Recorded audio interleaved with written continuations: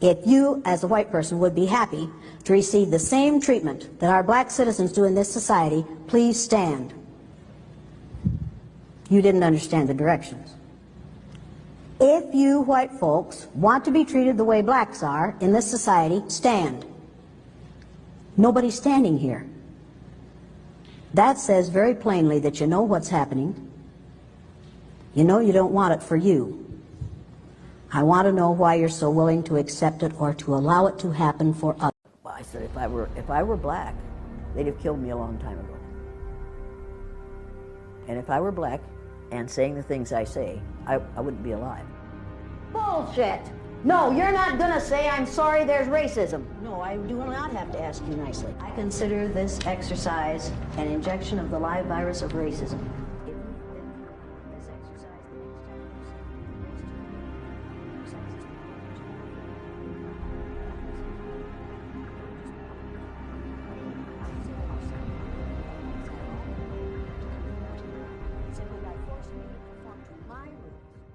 I watched my students become what I told them they were.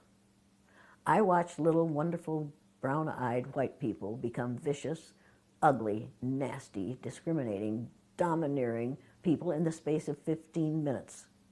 I watched brilliant, little, blue-eyed, white Christian children become timid and frightened and angry and unable to learn in the space of 15 minutes.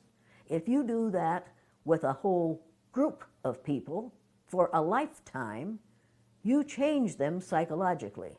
You convince those who are analogous to the brown-eyed people that they are superior, that they are perfect, that they have the right to rule. Did you learn anything this morning? I think I learned from the experience of feeling like I was in a glass cage and I was powerless. I realized this morning that there were very few times in my life that I've ever been discriminated against, very few.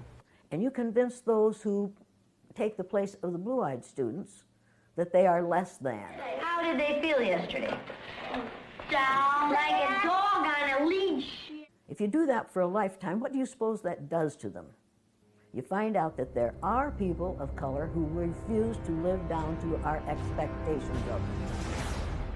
I am now watching, at the national level, that exercise that I did based on eye color being reenacted in the government of the United States of America.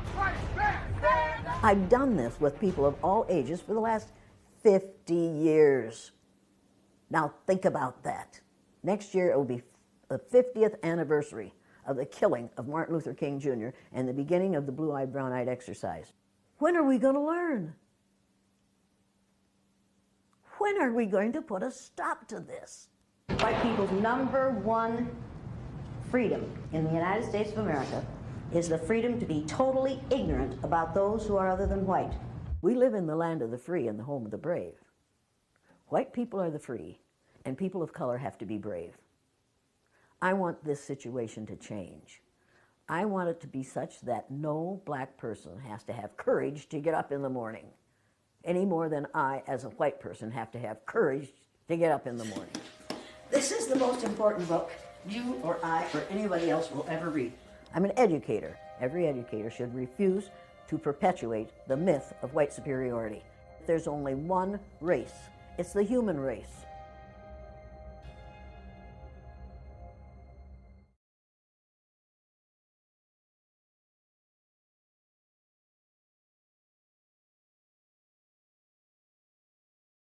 Hey, NBC News viewers, thanks for checking out our YouTube channel. Subscribe by clicking on that button down here and click on any of the videos over here to